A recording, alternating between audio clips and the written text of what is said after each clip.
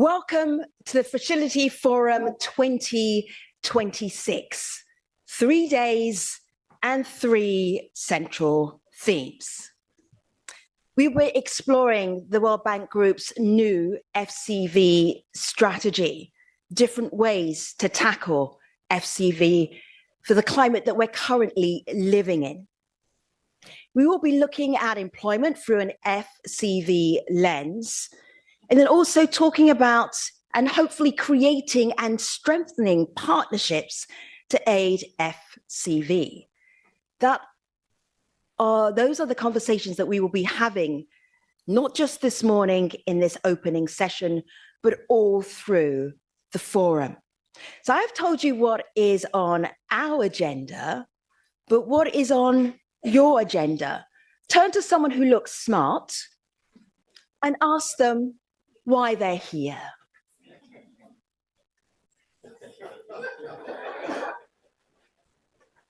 I was worried for a moment there were no smart people in the room.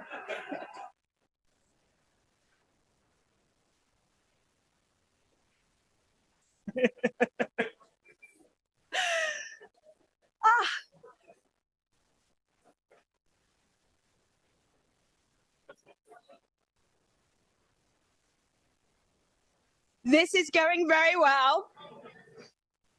You have 10 seconds to wrap up your conversation with your smart neighbor.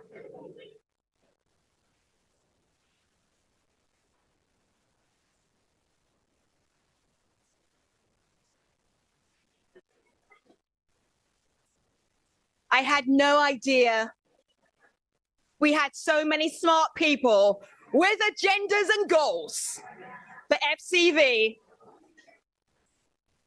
I have unleashed the beast, and now I'm in trouble. I'm going to count down from 3.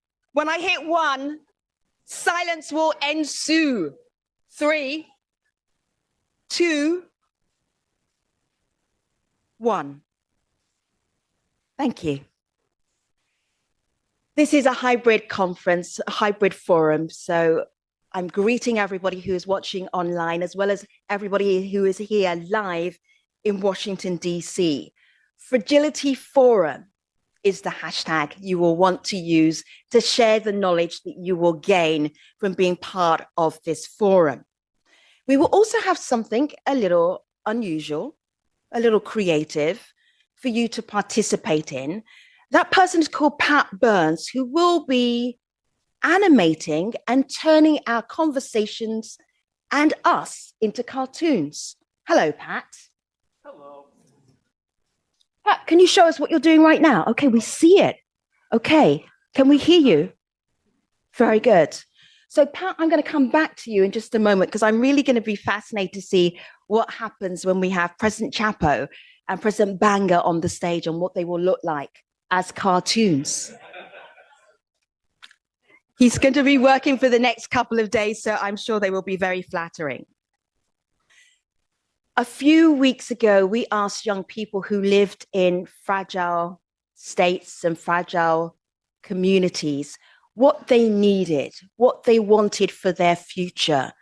Because of their circumstances and their geography, they're not with us, but they were very clear about what they wanted us to do. Let's take a look at the screen.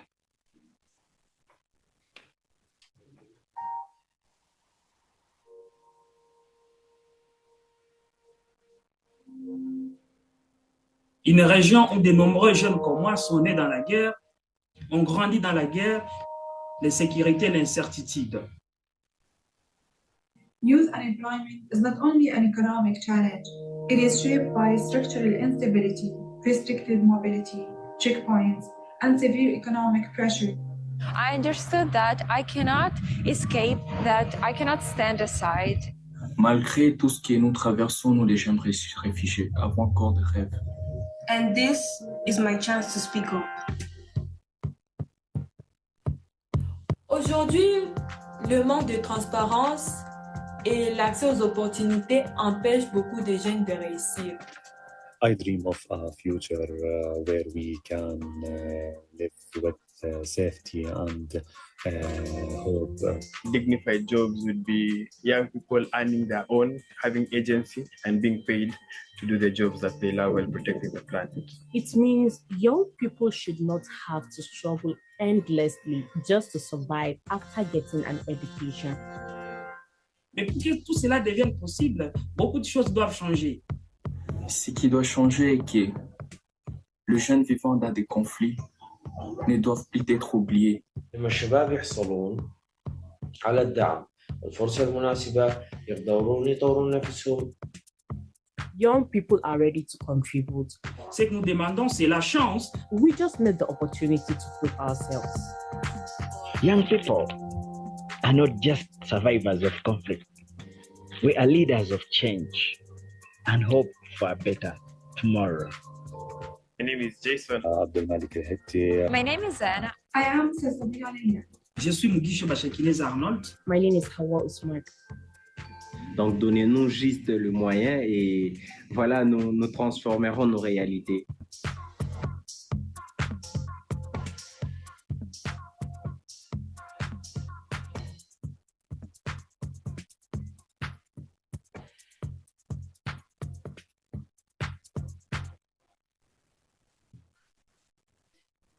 We are refreshing how we look and engage with FCV settings.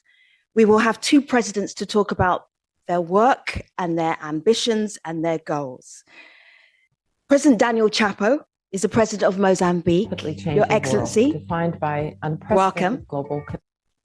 And President Ajay Banga is the president of the World Bank Group. President Banga, President Chapo, please join us on stage. Thank you.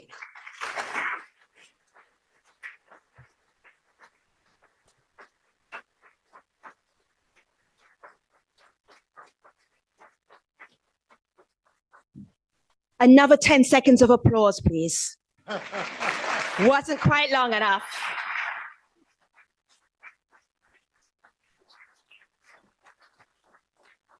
So, Presidents, your microphones are live. It is good to see you. We have some time to talk about fragility, conflict, violence from your experience and where we need to go now and why we need to go now. President Chapo, first of all, what time did you fly in? From Maputo to here? Yes. I think that 18 hours. Okay. What day did you arrive? Did you arrive today? Yesterday, and I'll be back today afternoon. You're flying this afternoon? Yes. So I just want people to know how important FCV is to you as president of Mozambique. It's very important because my dream is to work to the people of Mozambique to give a better life. That's why I'm very excited always to work to the Mozambican people. There is so much we can learn from Mozambique in terms of climate shocks, in terms of dealing with fragility. Your expertise is next level. Yes, Mozambique, with our location, we have always fragility. Like with climate change, we have floods every year. First between October to December, but from January to March, it's used to increase and water and rain. That's why always we have challenge with floods, cyclone, and rains in Mozambique. This is our big challenge with climate change. President Banga, I'm really intrigued by why at this point the World Bank is looking at fragility, conflict, and violence. What is the scenario that makes it quite key to the work that you're doing? Yeah, so first of all, you had said that you wanted to know what the sketch would look like with the two of us on stage. It's one 7.5 foot tall guy and one under 6 foot tall guy. That's how it works with President Chapo and me. Why is this important? So it's first of all, there are some facts which, David Miliband is here. I'm sure he'll be on stage in a little while. I can't see him sitting in the audience all day. So if he's on stage, he's going to tell you, all jokes aside, that the number of people who are suffering as refugees has multiplied many times. And then he'll tell you a stunning number, which is the average time that they spend in a state of mind as a refugee is over a decade and a half. That's a serious problem for development, first.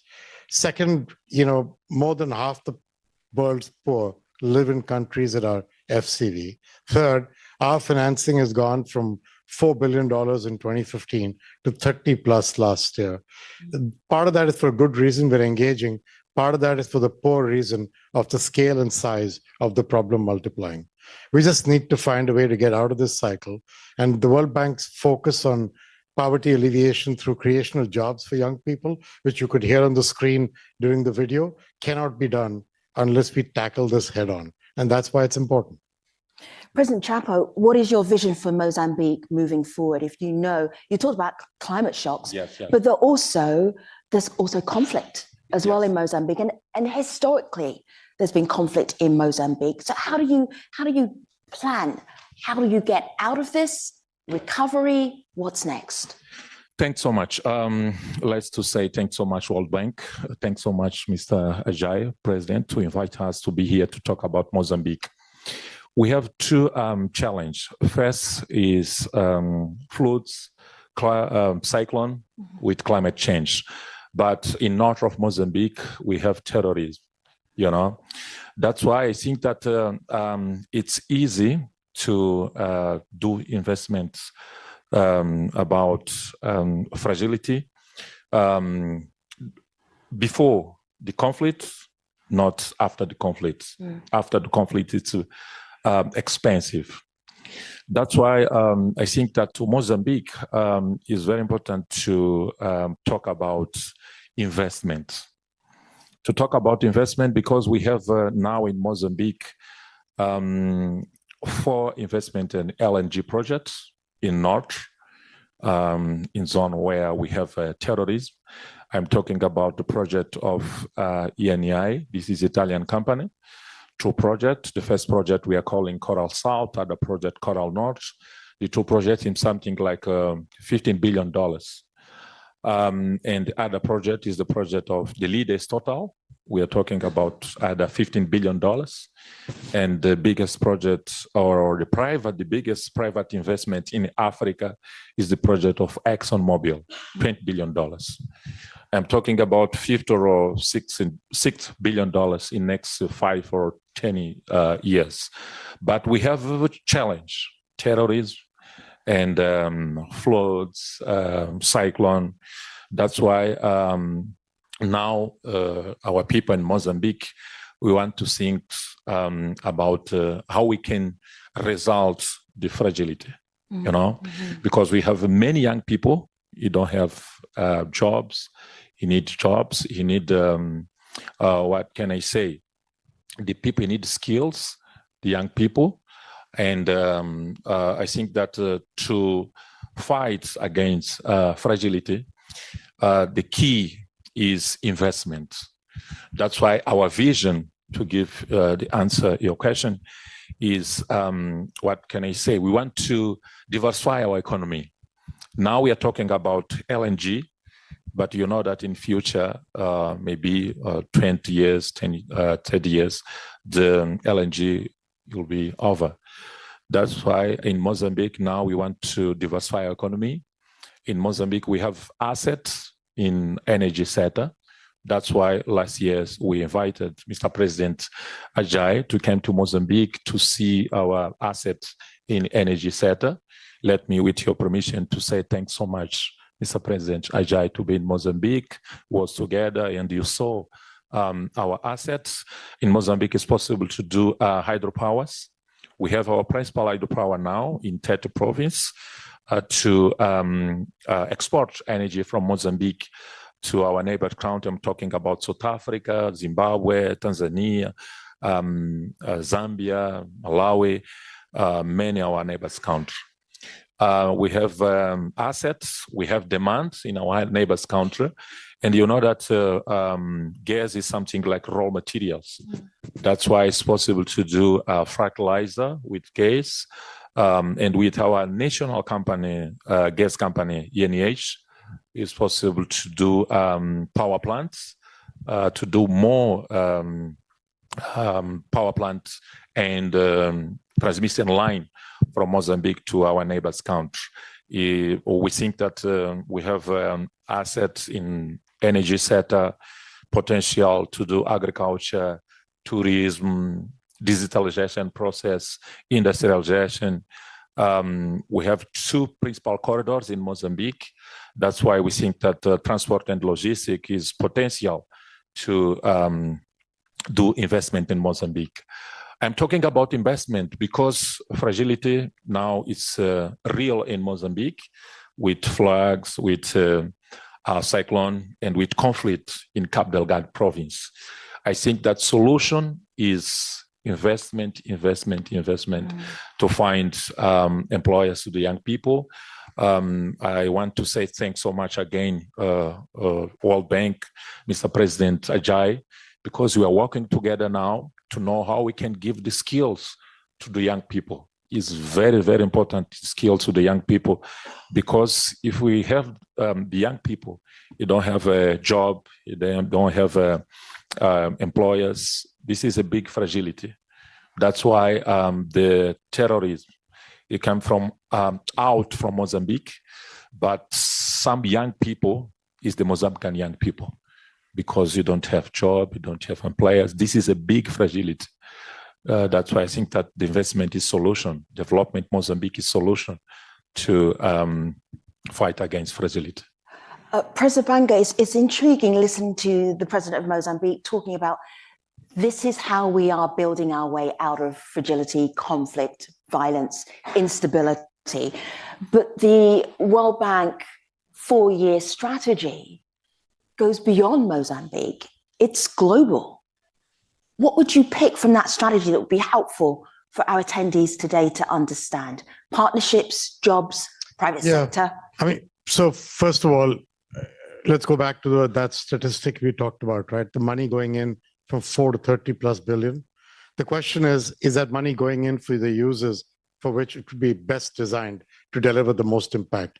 And I would question that point, because I think when you put money to work after the horse has left the stable, it's kind of hard to make it work efficiently.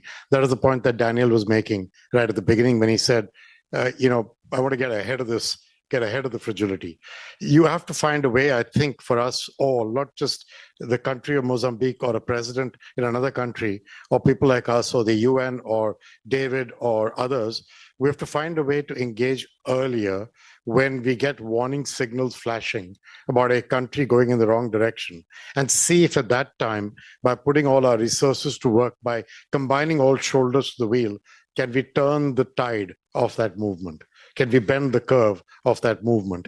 And I think for that, there's many things to do. We're working on you'll see later today, we're working on a predictive kind of index of resiliency with Stanford Hoover's institution, which is not just for us, but they're going to use it using data from a number of sources, try to see if that can give us an early warning. You still have to apply the knowledge of people on the ground from, you talked about partnerships, humanitarian agencies, faith-based organizations, institutions like the International Rescue Committee, others like that, other MDBs, the UN. There's a whole bunch of people who still operate on the ground.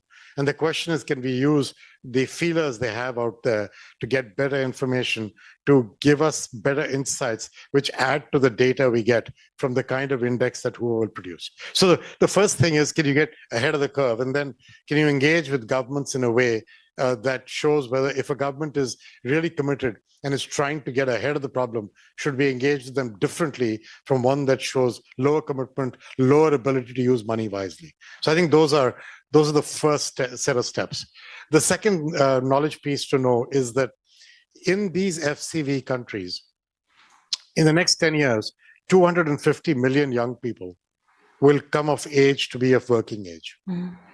And as Daniel just said, if you don't get a job for them, only bad things will happen. Whether it's it's fragility, it's social unrest, or it's illegal migration, or it's unwilling but unwitting, but then eventually ending up in terrorism or things of that nature. All of that needs fixing. And you can't do that without creating jobs for these people.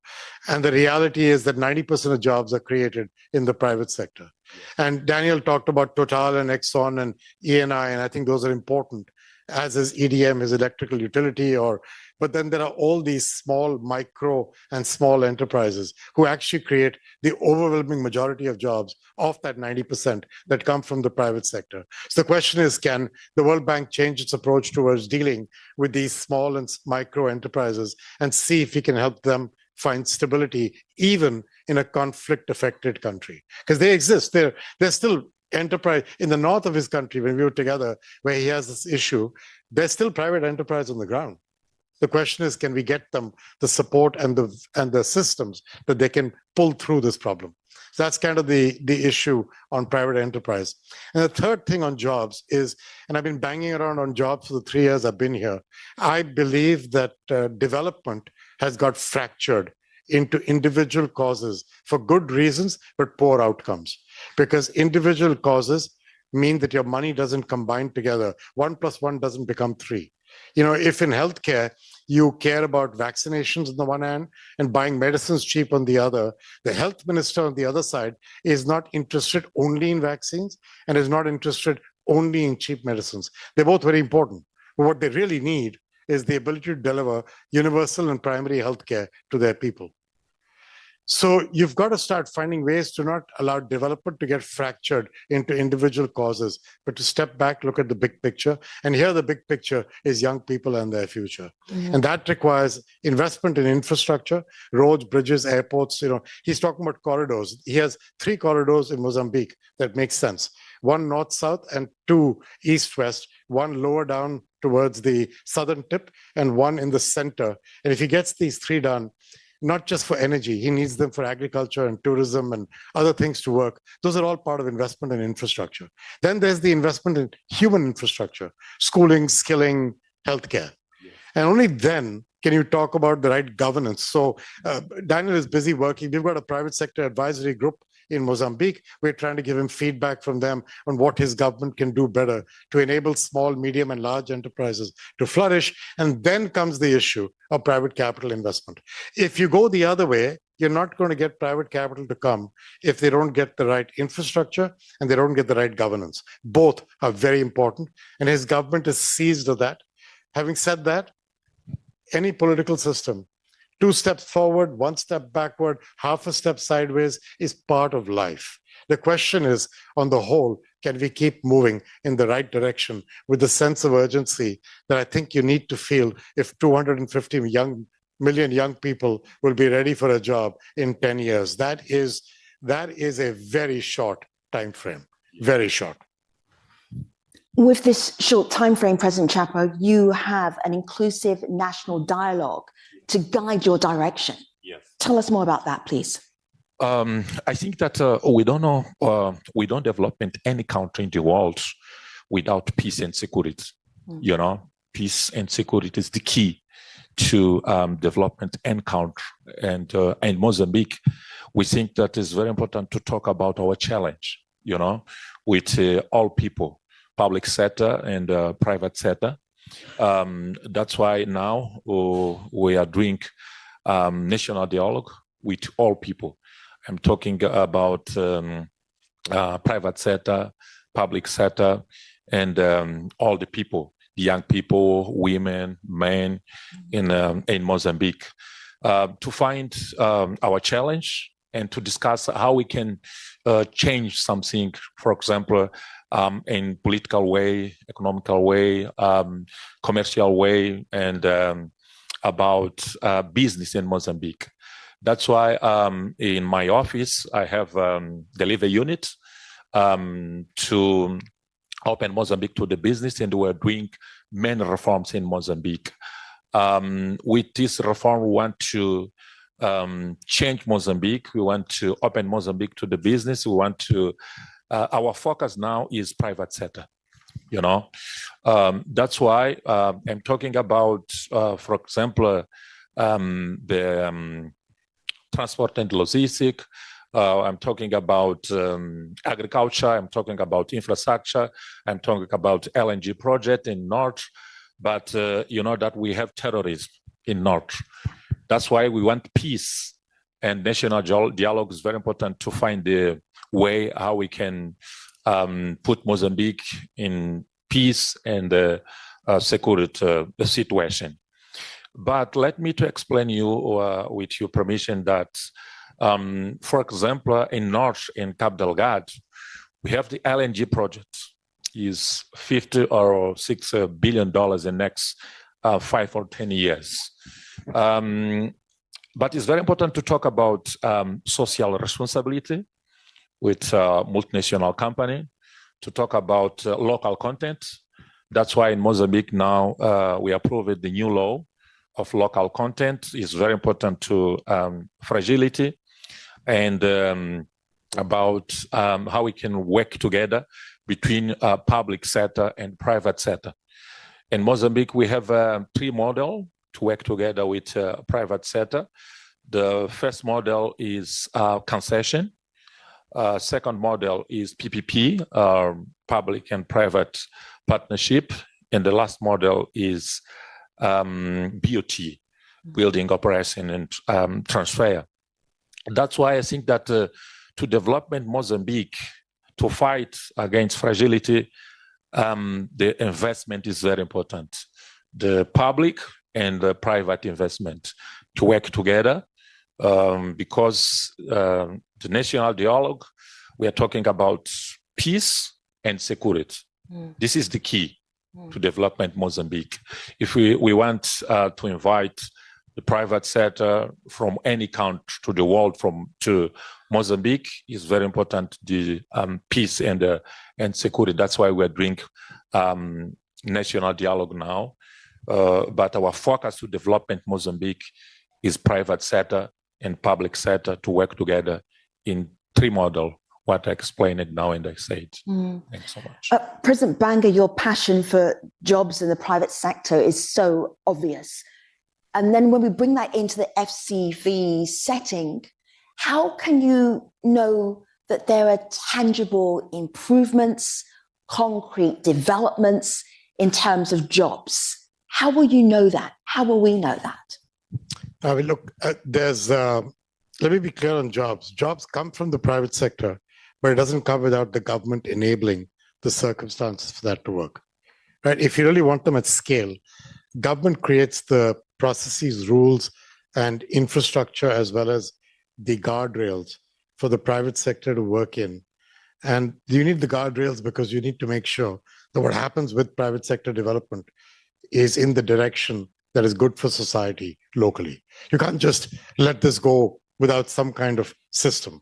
So one of the biggest things to me is the government on the ground committed to play that role.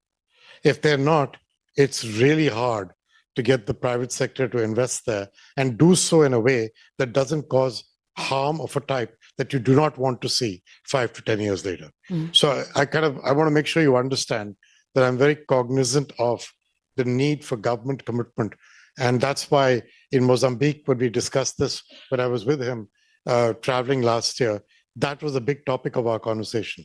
How committed can the government be? And I'm not being idealistic. Like I said, I recognize the challenges in politics. But having said that, you do need the commitment. So how are you going to evaluate? First, is the government got the right commitment? 2, are they willing to follow up on those actions? And then 3, are you able to get the right momentum with first micro and small enterprises?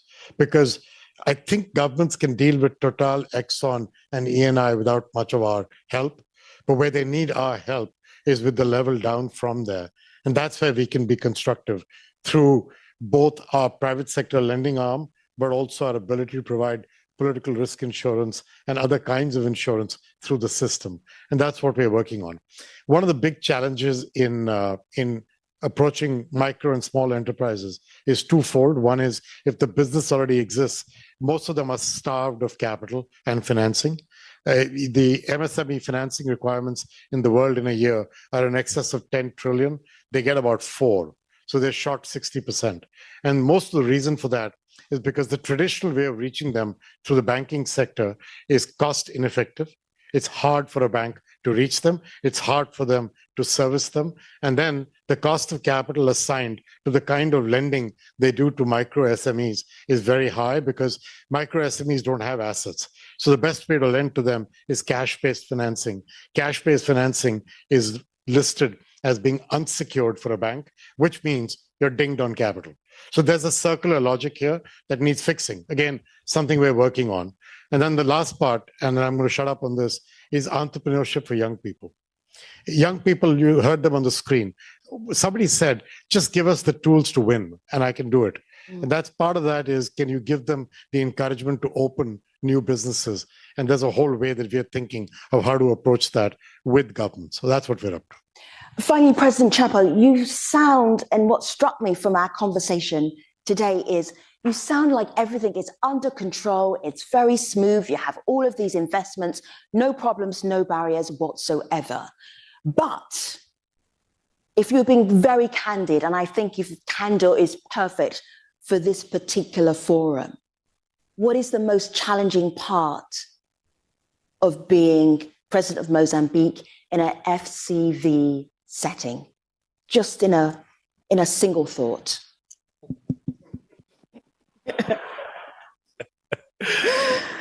Thanks so much. I think that is good opportunity to be the president of Mozambique at this moment. That's why I say that we have good opportunity because with the LNG projects in North, we're in good moment, we're in good way. But the challenge is terrorism. The challenge is floods and cyclone with our location and climate change. I know that the climate change is the world challenge, you know, but I think that is very important to think how we can resolve the challenge of the country like Mozambique, you know, because always in the every years we have a floods, we have a cyclone, and in North, in Cabo Delgado Province, we have terrorism. We are here to talk about fragility with this situation, cyclone, floods, and terrorism. We have many fragility. I want to repeat what I said in our conversation. I think that it's better to do investment before the conflict. Do you understand?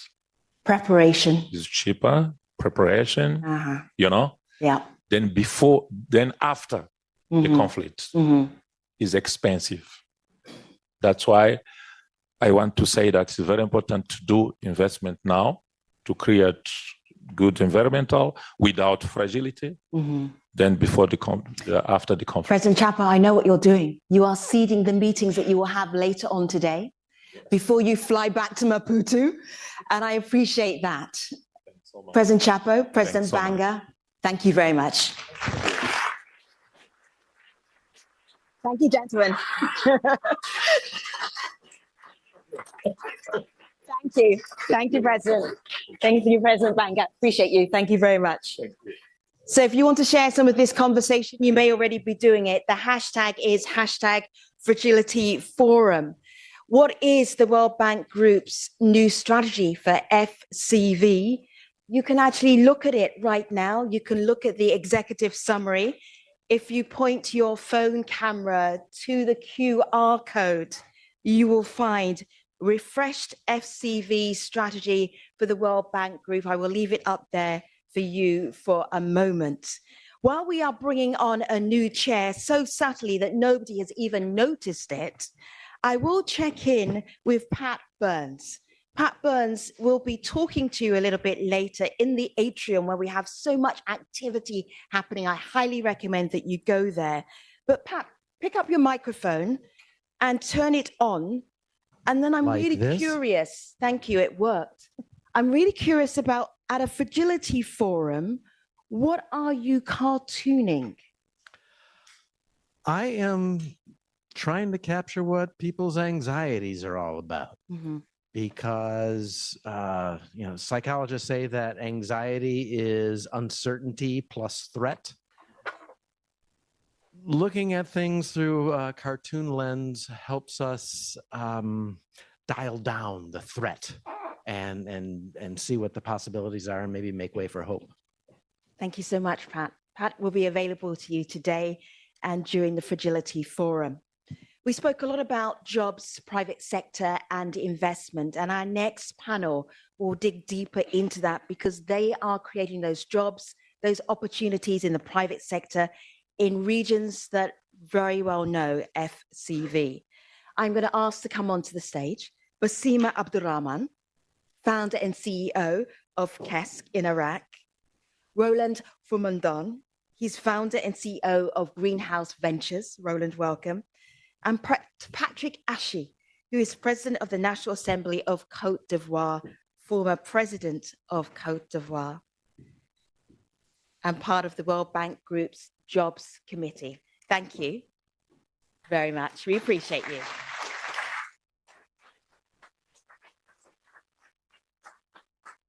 So panel, your microphones are on, so pick them up. Let me start with Basima. In a sentence, explain what you're doing in your work so we understand that you are working in an FCV setting. Go ahead. Thank you so much. My name is Basima Abdurrahman. I am the founder and CEO of KESK company. We are a green tech company. We synergize solar energy solutions and we do EPC of solar energy systems, as well as we have a SaaS software solution to control and monitor solar energy assets. We're operating all across Iraq since 2018. So exactly the post-conflict timing for the company development, establishment, and growth. Roland from Cameroon, welcome. Thank you very much. Good morning, all. My name is Roland Fomundam. I am the brain behind a company called Greenhouse Ventures Group. It is a company that has 4 different folds because we realize that resolving the challenges in agriculture doesn't require one solution. It requires multiple solutions working in synchrony to resolve the myriad challenges that we are facing today in the world with FCV countries. We started by introducing greenhouses in Cameroon, the very first of its kind, because we realized that the future of agriculture depends on the youths. And we realized that there was a growing trend. I did my studies here in the US, and back in the years when we got here, I realized that every one of us live in Africa, coming to the US, none of us were looking at jobs that we could go back and do. You know, we were more or less focused on things that we would serve, other countries or other worlds or the Western world. And that struck me because I realized we need to start thinking of how do we engage the youths of tomorrow into agriculture. The youths are no longer interested in doing agriculture the way our parents did it. But of course, we had to modernize the way agriculture was being done to be able to attract and retain the youths in it. And of course, when you look at the world, you realize greenhouse farming has been the way to go. But how come, the rest of the world has greenhouses and Africa or Cameroon doesn't have it? So we started by introducing greenhouses in bamboo. We evolved to wood and then to metal. But that was not all. We had to standardize the whole aspect of production in greenhouses. We had to work with governments to influence policies that would stop the importation of greenhouse-grown crops. That way it gave markets to us who were producing under greenhouses in Cameroon. But then we didn't stop there. We actually started a greenhouse academy, which today it is the first and the only school in all of Africa, I'm talking an entire continent, that teaches greenhouse farming. Because we realized that we could not depend on experts coming from other places to teach us agriculture. We had to get the youth involved. And we did not even stop there.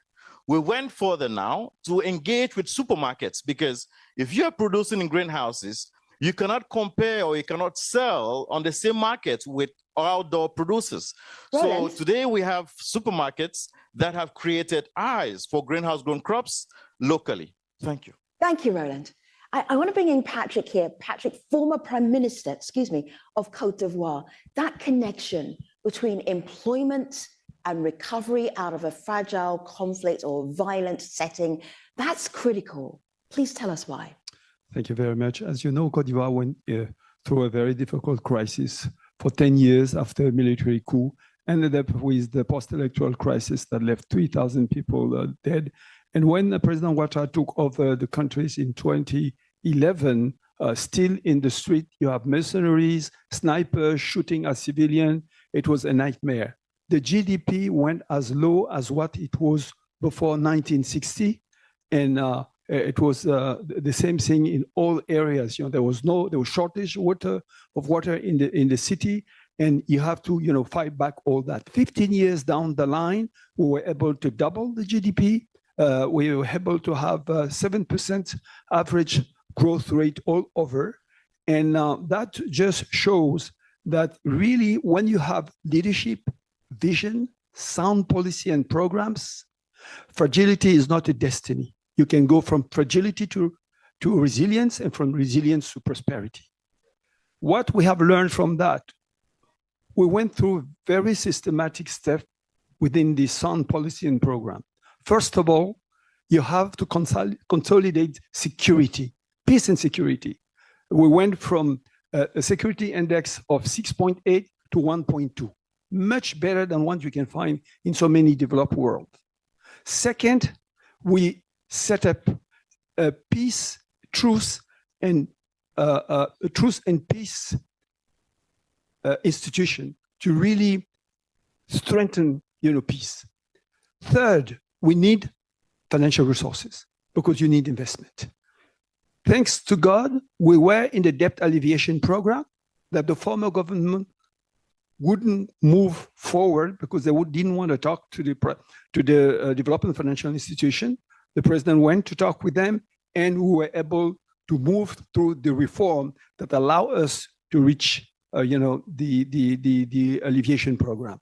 The resources was mainly invested in infrastructure because people need first to have a decent life. So we invested in electricity, in water, in road, in school, in health. When people feel secure and having a comfortable life, no one wants to do anything wrong. Mm. Next job. And as we just said, state do not create job. That's right. When we're doing our political,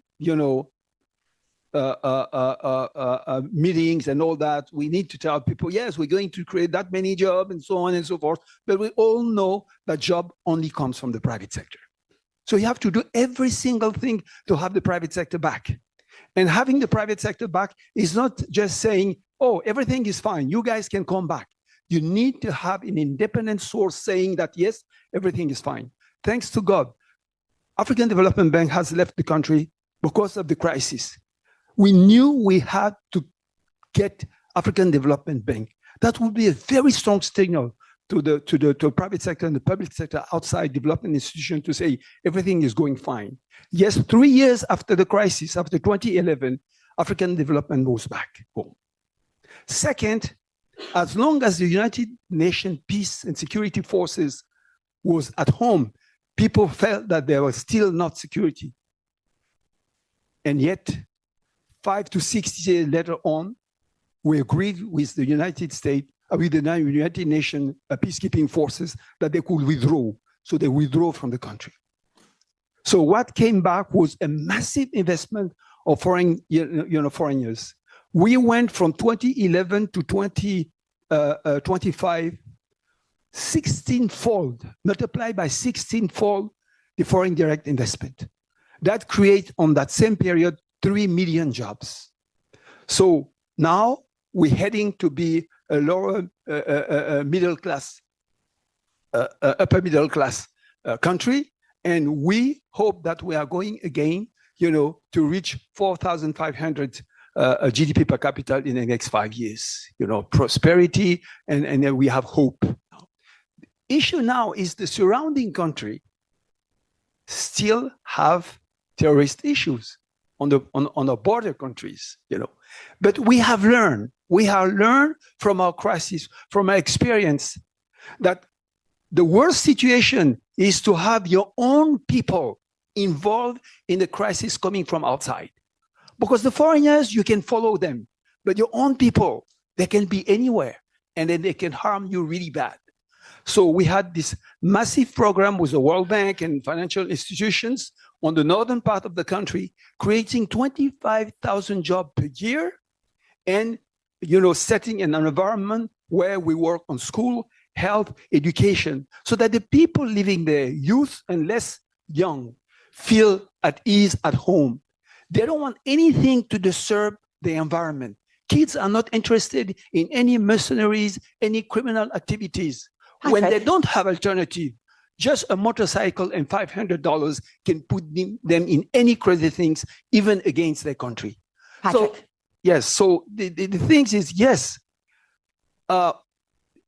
you can stop with force, you can stop war, you can stop conflict, you can bring peace, but lasting peace only comes with job creation and nothing else.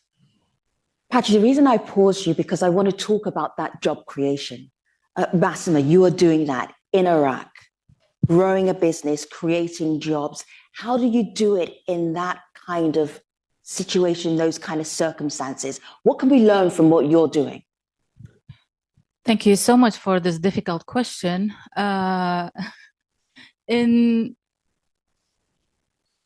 The reason I said we were established and built the business post-conflict, for those who doesn't know, ISIS group occupied major parts of Iraq in 2014. And 3-4 years later, there was like a huge operations to liberate, military operations to liberate these governorates. And development started around 2017 or post-conflict, transitioning from conflict to development.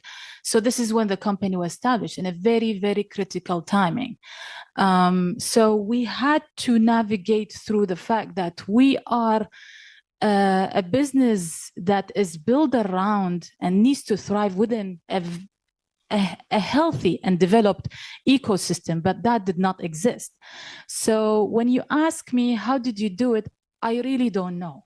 Up until today, like what I was telling everyone, even like with the war in the Middle East today, and so many different waves of conflict, of continuous instability in the region, it affects us directly.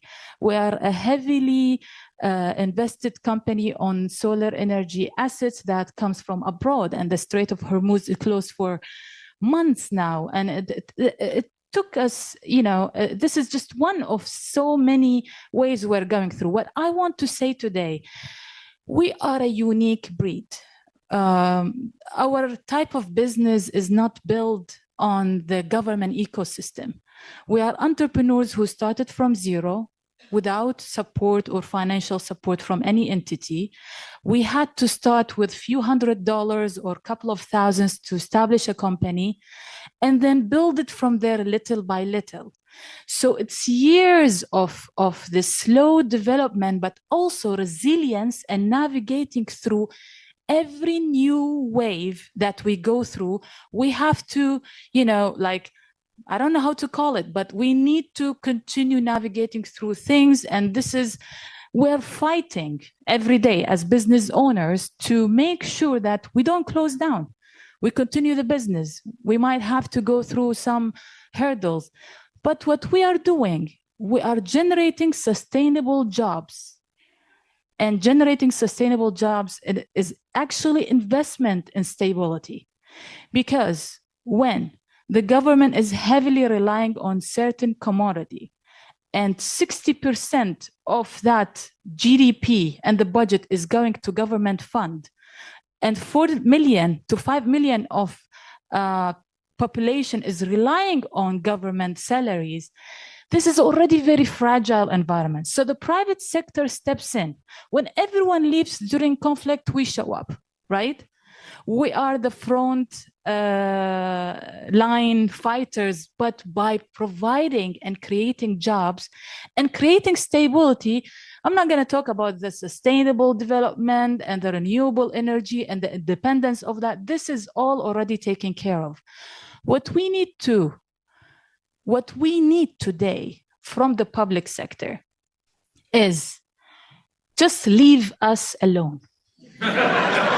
Seriously, we are not asking for money. We're not asking for anything. But when you see today, for example, like the strait is closed for months. And when you look at our annual budget and say, oh, how come you're not making 20% to 30% profit? I'm not convinced that you're making only 5 to 8%. Well, you are not amending your policies around what's happening in the region. You treat me just like any developed country. Actually, developed countries in Europe and elsewhere are more supported than us. We have not, as a country, as a government, moved on from the socialist concept. They talk about public-private partnership, but they don't behave like it. They sit with us in meetings. We were one of the few companies who pushed for the Central Bank of Iraq Development Fund for solar energy assets. We sat with the government to solve issues as the private sector. We said, just tell us what you want. They kept cornering us during the whole meeting, treating us like criminals. And everyone accepted. I raised my voice and I said, I don't accept this treatment. We're here to help. You're asking me to keep 3% of my budget with the bank to secure the investment of the central bank. But at the same time, who secures my investment when the situation is always unstable? And the jobs we create, it helps moving people away from armed groups, from militia. Let's talk about all of that. Don't we need to create the job opportunities that are from the locals to the locals, rather than let them getting paid by external forces and countries to serve their agenda within our country? Mm-hmm. So I don't want to talk politics, but I always say that I joined the private sector not to become a politician. However, being in private sector in Iraq makes me a politician, whether I like it or not. Roland.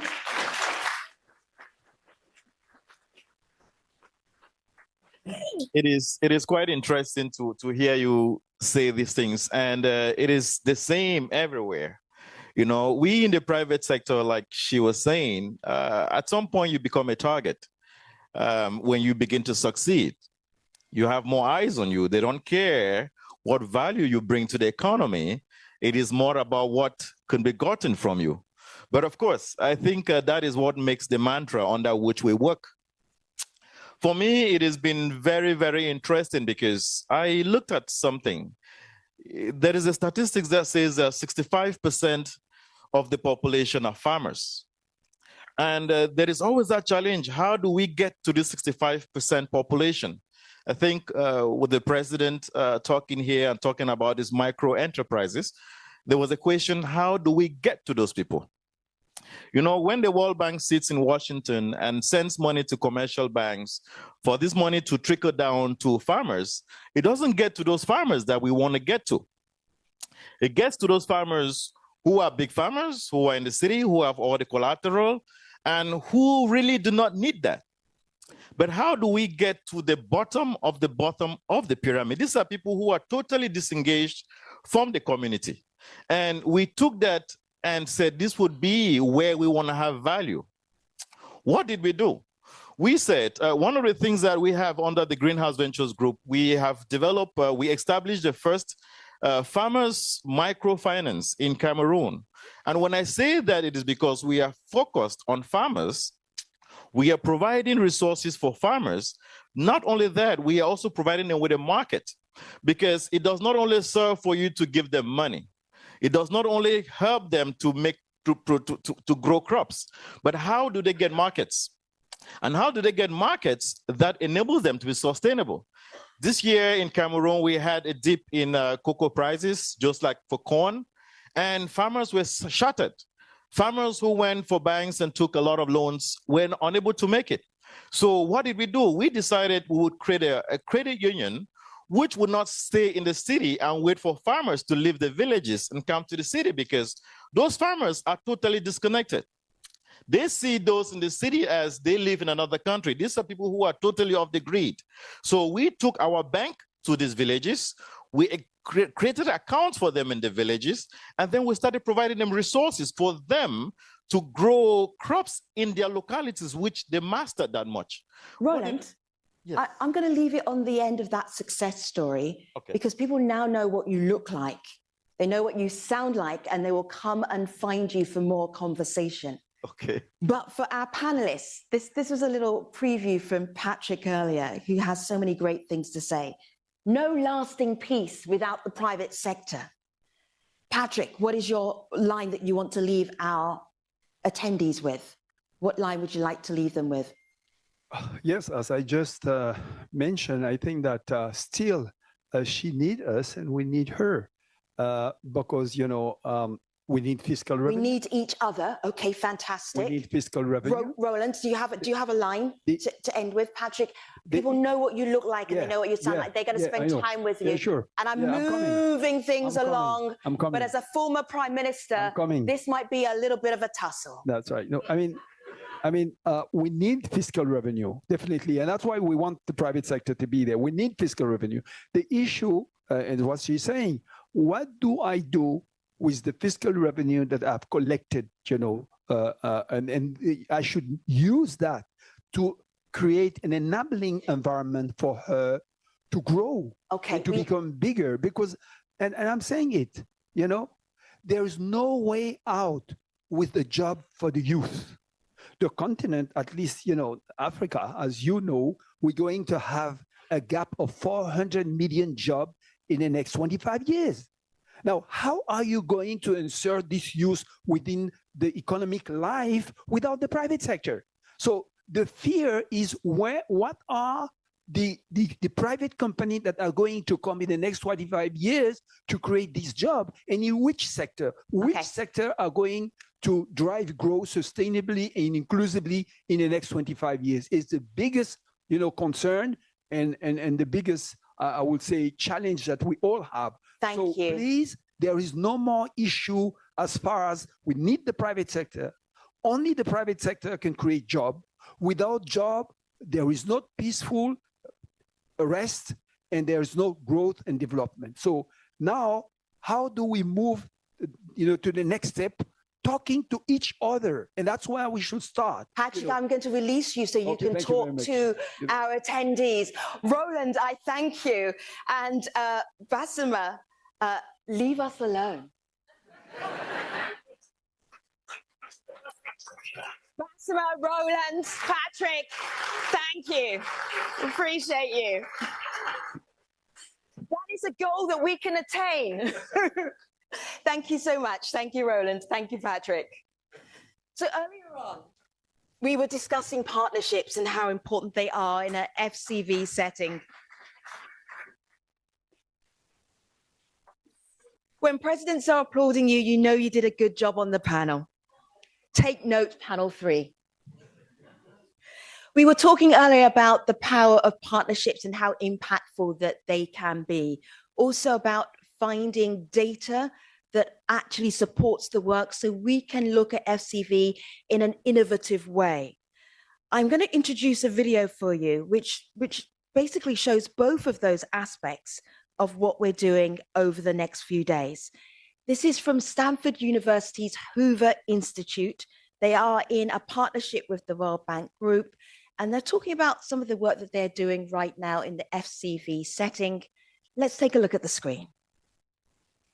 Rapidly changing world, defined by unprecedented global connection and complexity. Navigating this landscape now demands greater adaptability than ever before. Economic disruption, environmental pressures, and technological change no longer occur in isolation. They interact in ways that are often difficult to see until leaders are already being forced to act. In government, I learned that it isn't always a lack of information. There's more information than ever. The real challenge is understanding what matters, what is changing, and what may come next. That is why this work matters. At Stanford University and the Hoover Institution, we believe that scholarship can help solve problems in the real world. We hope that at this conference on fragility, or better yet, ways to think of resilience, you can contribute to solutions. Over the past year, under the leadership of Distinguished Research Fellow Dr. Sanjeev Kharam, Hoover has been developing the Global Resilience Intelligence Platform, or GRIP. GRIP brings together global data, rigorous analysis, and artificial intelligence to better understand resilience and vulnerabilities across nations. But this effort is about more than a single tool. It is about strengthening foresight, helping governments, institutions, and leaders anticipate change, and to help them make better decisions before crises unfold. This is not only a technology project, it is a collaboration, and we invite you to help improve the human condition in an increasingly uncertain world.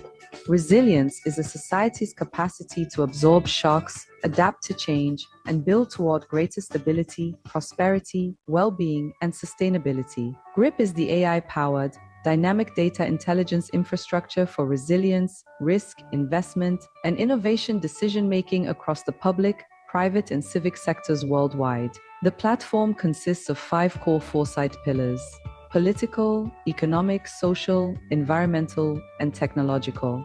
Each pillar is disaggregated into critical components. Navigate to a country-specific dashboard for dynamic resilience nowcasting and forecasting, highlighting precise confidence intervals and potential future scenarios.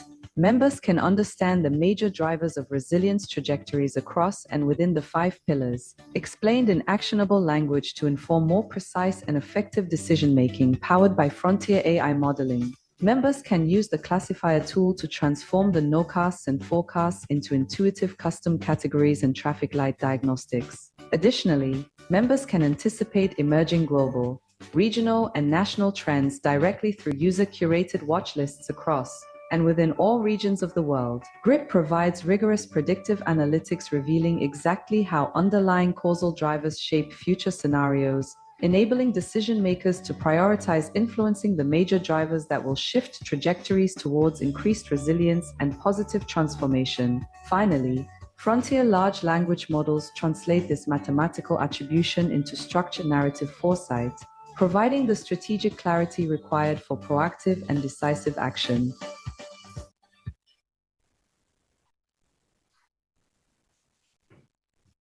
So, do you remember when President Chapo said it's so much cheaper to anticipate issues than fix them afterwards? And that's really what the Hoover Institute is doing. It's helping with the working out where the risks are, anticipating ahead of time, saves so much money. Also, an important partnership with the World Bank Group. And our final panel today is talking about partnerships and how they will help FCV and actually doing our work better. Let me bring onto the stage David Miliband, President of the International Rescue Committee, Carl Scar, Acting Executive Director of the World Food Programme, and Anna Bierde, World Bank Managing Director of Operations. Welcome, panel.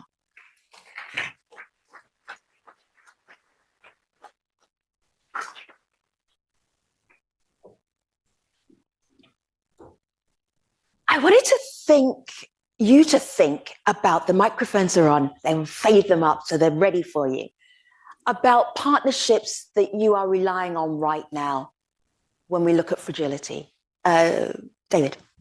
Well, the critical partners are the people who we serve because we employ them. We're an international non-profit organization that works only in fragile and conflict-affected states. So in 300 field sites around the world, places like Sudan, Gaza, Democratic Republic of Congo, Syria, during the Civil War and after the Civil War, Côte d'Ivoire in the time of the violence, we're there in 300 field sites with 12,000 staff who are recruited from the local community. And our critical partners are other local non-governmental organizations. We're an organization that exists to help people survive and to recover from conflict and violence and disaster. And it's absolutely vital that if we're talking about sustainable development, development that is sustained, it engages the people of a community. And too often those people are not at the table. And we at the International Rescue Committee are committed to our partnership with the World Bank. We're committed to being here this week in a range of seminars that we're holding because we want to deal those people in so that they're at the table. There's an enormous resource waiting to be used. And so the commitment of the new Fragility strategy to partnerships that last with new partners, if it includes the people who are affected by conflict and disaster, it's going to be that much more sustainable. It's going to be that much more efficient. It's going to be that much more informed by local intelligence. And what we can bring as an international nonprofit is comparative evidence, infrastructure. We can take care of some risk. We can make sure that we put at the disposal of local people the assets of an international organization, always remembering that the primary authors of change are people who live in a locality that's affected by conflict and violence. Carl, WFP can't work without partnerships. You can't operate. What makes the successful partnerships that you work with? The microphone is on. No, thank you very much. And like President Banga, I want to start with a few numbers just to set the context. So right now we have about 300 million people acutely food insecure. That's a threefold increase in only 5 years. 75% of those live in fragile state. And we expect that if the crisis in the Middle East continues, there will be 345 million in just a few weeks. So that's the context here. And I think that, and at the same time, resources are coming down. WFP for ourselves had a cut of 40% last year, year on year. So that equation obviously doesn't come together. So the only solution here is partnership. We're the largest humanitarian organization out there, but this challenge is way too big for any one of us to take on our own. So the first, when we talk about partnership, that comes to mind often is kind of, how we partner better as international organizations. And that's important. We're now coming together with UNICEF to launch an integrated supply chain for the entire UN and humanitarian sector. And given that 75% of the resources in that sector is supply chain related, that is a transformative initiative. But what really matters are the local partnerships with local government, local authorities, and local private sector. And here we need a complete kind of mindset shift in how we operate as humanitarians. I mean, the only way that we managed to respond to hundreds of thousands displaced in Lebanon a few weeks ago, and I'm looking at Minister Hanin here, is that we partnered with the government. So within 48 hours, we delivered tens of thousands of ready-to-eat meals into the shelters in Lebanon. Within a few days, we were responding with cash to hundreds of thousands of displaced. And that was a close, tight partnership with the Ministry of Social Affairs. The same, so it's really about speed, scale, and reach. I was just in Darfur. Last year, we had the besiegement of El Fasher for over a year. The only way we managed to get into El Fasher, to the starving 1 million people that was stuck there for a year, was partnering through private sector, who managed to find sneaky ways in through that besiegement. That was the only creative way to get into those access holes. But it's also, of course, about resilience and breaking cycles of dependence. It's the only way that we, as internationals, frankly, work ourselves out and get out of there. And that should always be, the starting point. And we need to do that from day one. When we think about local partnerships, though, it's often about NGOs or maybe sometimes government or authority. But I would say and argue that local private sector is the most important. After a war or even during a war, the first thing that reestablishes are the markets. I visited Gaza many times through this war, and it's fascinating to see how the markets have been resilient. So for us in Gaza, to even in the midst of this crisis now, our main objective is to support both demand and supply side, both production, or rather import, commercial sector import, and cash, in order to try to get that back going. And 80% of our resources are going into local private sector. We procured almost $1 billion of food in local markets last year. We used private transporters to up to $1 billion last year. And so there is something to build on, but we need to capture this even more strategically, also as a way of breaking that cycle of dependence that I spoke of. David, you look like you have a thought you want to share. Well, I think that Carl's made a really important point. Let's follow the numbers, though. 1 billion people live in fragile and conflict-affected states. 200 million of them live in areas where the government has no presence at all. And that creates the context for the World Bank's commitment to differentiated kinds of engagement. The flexibility, we've done this with the minister in Lebanon as a non-governmental organization, to work in a tripartite arrangement, World Bank, the government, and us, and our local partners. So that's a very powerful model. There are other places where there is no government reach, there is no infrastructure to build on, and the only thing that exists to give people the chance to survive and recover is civil society. And I think there are some important myths that we have to dispel. I mean, one myth is that civil society can't get scale. That's not right. Just to give you an example, 38 million vaccine doses in 6 war-torn countries have been delivered at between $1 and $3 a shot by the International Rescue Committee and our partners. Myth number 2 is about cost effectiveness. Listen to those numbers, $1 to $3 a shot for a vaccination.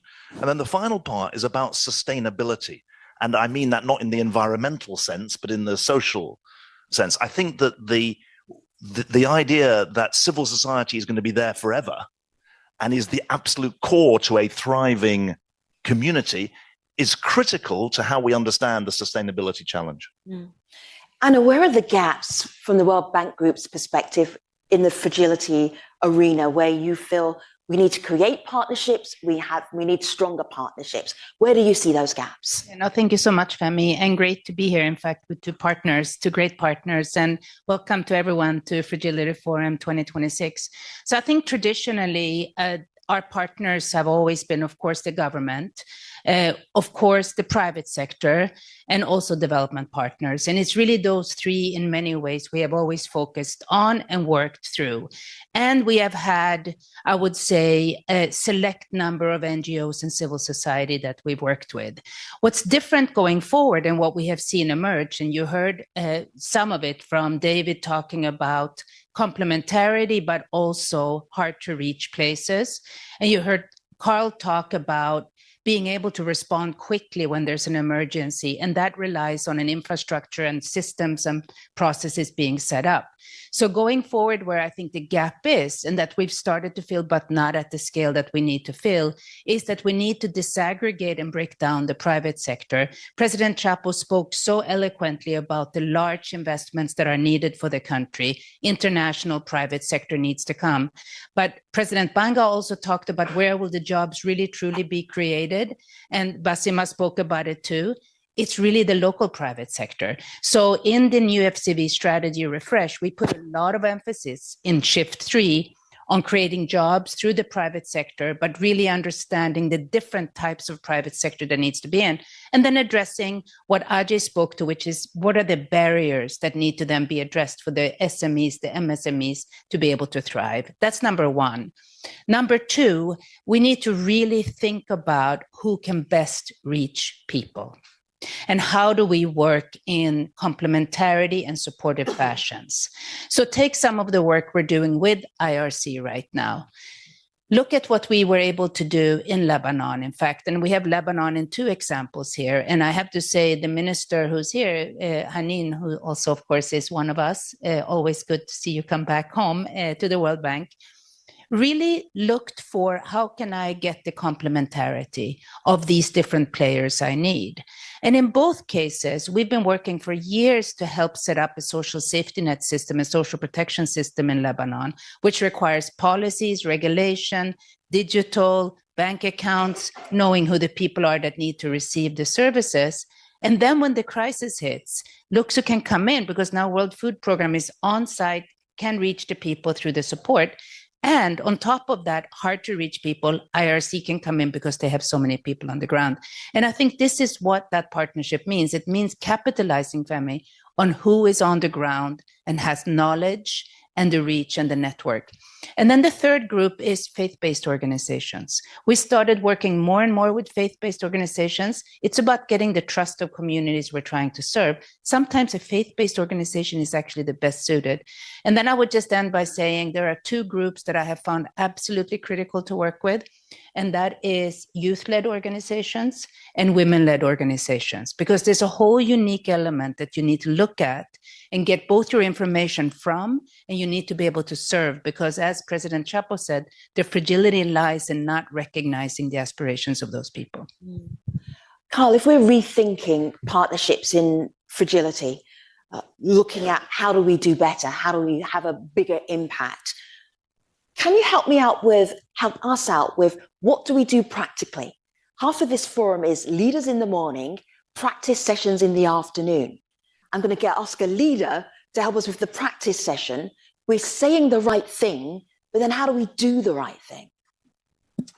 I mean, I think, so, you know, we took a new strategic plan in November, and at the center of that strategic plan is that we should be working ourselves out of business. The idea that we've been into a country for 30 years is not something to brag about. Frankly, that's failure. And so that is a basic premise.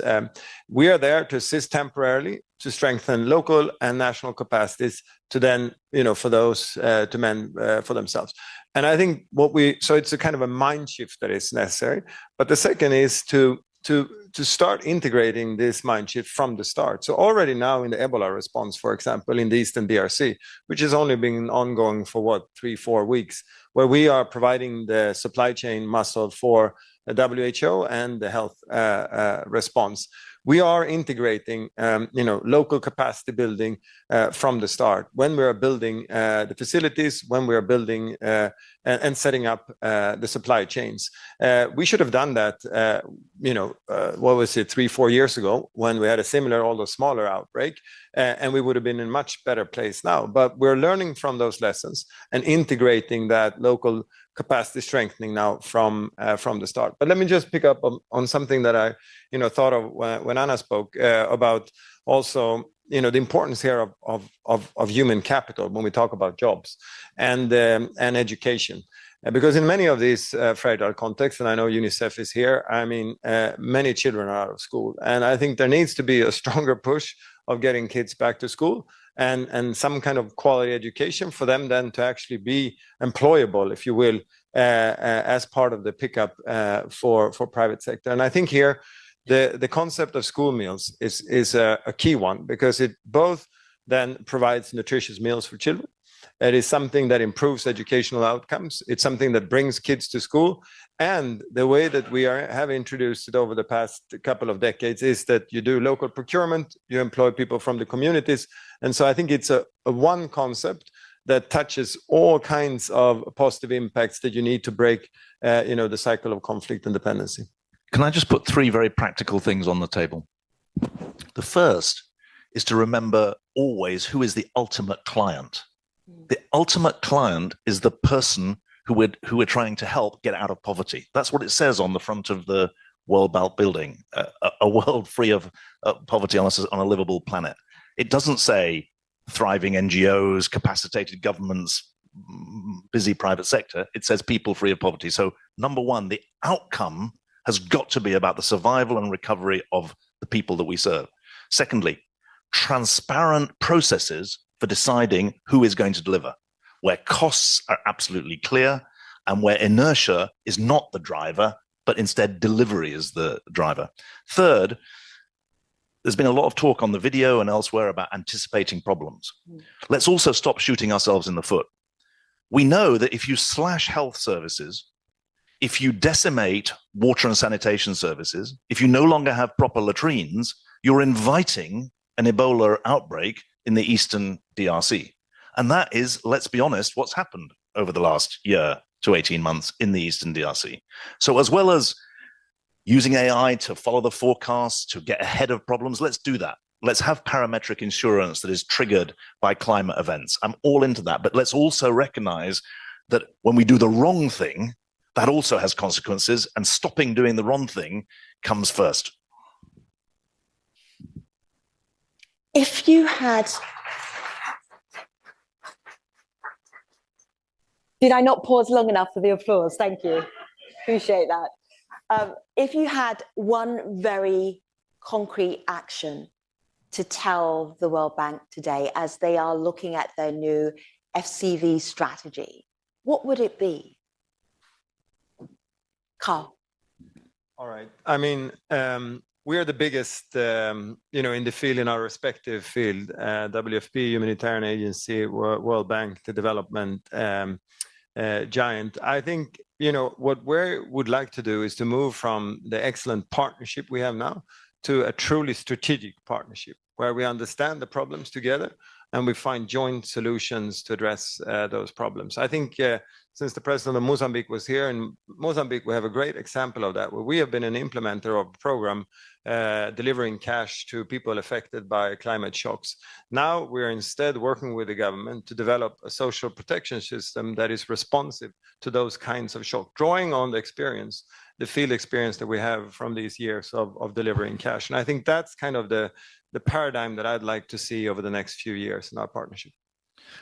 I used to be in government, now I'm in the NGO sector. The biggest change that I would want to not just beseech of the World Bank, but also support them in, is to change the risk calculus. The greatest risk is not that something goes wrong in a program. The greatest risk is that people don't get served.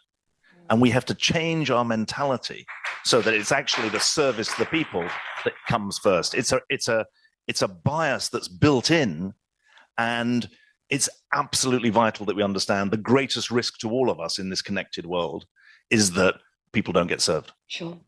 Anna, I'm going to partner with you to make a decision right now. You have closing remarks. You also, I'm sure, have some thoughts about what Carl and David said. Do you want to have those thoughts here, or would you like to have those thoughts there? I'm very happy to stay here for both. One thing I wanted to say is I absolutely think we need to always be in a continuous learning mode. FCV development is hard. FCV is on top of that also harder. But it's also where we see so much creativity and innovation. And I think we heard that this morning from Basima and Roland, and we heard from Patrick what a country can do. And I loved what he said, from fragility to resilience to prosperity. That's what we need to hasten in the countries that we work in. So that is so important. But I also want to pick up on the important point that David made on making sure we never, ever lose sight of who we're trying to serve. And I was recently in Nigeria, and we were discussing with the private sector our new country partnership framework. And we had an entrepreneur, a young entrepreneur on the stage in agribusiness. Speaking of doing agribusiness, not of yesterday, but of tomorrow, it was an incredibly digitalized, modern, supply chain driven, local farmer, employment focused venture that she was in. And she was very, very active and energized. And she said at some point, and I will never forget it, she said, don't talk about us as beneficiaries. Co-create with us, because we actually have the solutions. You need us so much so that you can do things much better. And that has stayed with me each and every day since I left that room of that meeting. And I also want to reflect on something Carl said, which was, how do we go to more strategic engagements? And I think that's what we're trying to do now in the World Bank, where on the one hand, we're trying to become very mission driven. We know there are such big pressing challenges out there, and we want to drive missions that create platforms, that create coordination among development partners and all the other partnerships that we talked about today to deliver. So take Mission 300, something I'm very, very close to, but also all the other missions that we have launched. It is a platform of partnerships. No one can do it alone. It's impossible. The targets are so ambitious that there's no way you can do it alone. So I think that's important. The second is to understand where you don't have all the input that you need. So I think what we saw from GRIP that Hoover and Stanford are developing, we don't do that. We can't do that. They can. We need to be able to rely on that. We need to understand, as the FCB strategy says, the security situation in countries better. We don't have that intel. Security players do, but we need to work with them and use that as input. So I think it's really understanding that we're not alone in this, and we need to continuously learn and listen so carefully. And maybe just by way of closing remarks, It's really hard to close out. But I heard a couple of things. I heard President Chapo again and again say two things. He has three sources of fragility that keep him up at night: climate change induced floods and cyclones, and the terrorism in the north. And he repeated it over and over again. The other thing he repeated over and over again is that the way out is investments that create economic growth, that create jobs. Ajay very much emphasized, and in some ways questioned, the effectiveness of money going in, because money needs to go in before the situation gets really dire. So he talks a lot about how do we anticipate better, and how do we do that in an intelligent manner, using our own information, our own knowledge, but also relying on others. I think the private sector, hearing from Bassima and Roland, it was very clear. On the one hand, leave us alone. I think that was very clear. Don't pull us into all the things that get dragged in when you're a policymaker. But on the other hand, we know the government has a role to play. So how do we get that a synergy going that is very, very constructive? I thought it was fantastic to hear from Roland about a greenhouse academy. I'm going to be looking to you to learn more about that, because I think farming in the future is so exciting for Africa. And we need to get the young people in, and we need to get the creativity. And I loved your example. And Patrick has so much experience that he brings to us each and every day, having lived through this in a country that has moved from absolute fragility to resilience to prosperity. And we now very much count on Cote d'Ivoire still dealing with its own issues in its borders. And as we also heard, it's easier to know who's coming in. It's not so easy to know who's inside. So I thought that was very intelligent. But most importantly, I think, are the voices we heard this morning. So keep listening to voices, keep sharing your own voices.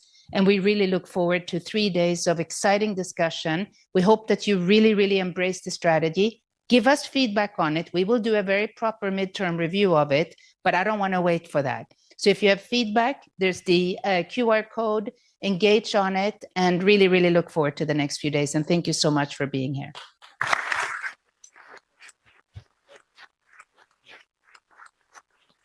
Anna, Carl, David, thank you so much. Please leave the stage.